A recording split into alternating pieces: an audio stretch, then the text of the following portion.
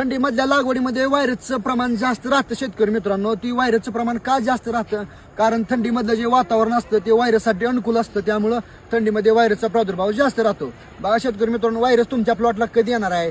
तुम्ही लागवड केल्यापासून पहिल्या महिन्यात तुम्हाला व्हायरसची लक्षणं अजिबात दिसणार नाही. तुमच्या ड्रिंचिंग वगैरे होतात, ज्यावेळेस तुमची रोपं सेट होतात, रोपाची वाढ चालू झाली, तुम्हाला हळूहळू लागवडीपासून 30 दिवसापासून ते जवळपास 90 दिवसापर्यंत तुम्हाला दरम्यान व्हायरसची लक्षणं दिसू लागतात. त्यामुळे तुम्हाला जाणवतं की कोणत्या रोपाला व्हायरसची लागण झालेली आहे.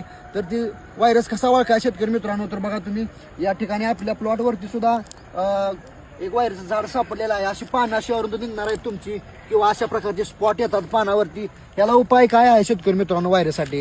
व्हायरससाठी असं कोणतं औषध नाही की तुम्ही या झाडावर आज व्हायरससाठी स्प्रे केलाय आणि ही झाड बरं होणार आहे.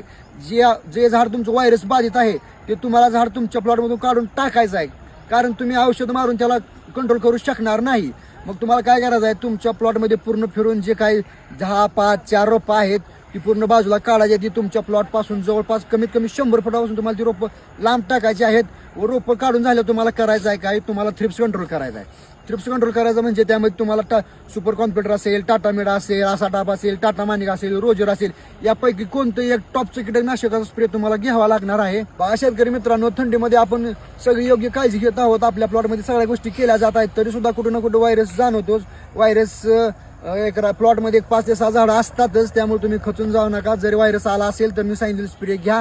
व्हायरसबद्दल जर तुम्हाला अजून स्प्रे पाहिजे असते तर मला कमेंटमध्ये यस टाईप करा. मी तुम्हाला शेड्यूल देत आहे. माहिती कशी वाटली एक लाईक करा व आमच्या चॅनलला फॉलो करा. धन्यवाद.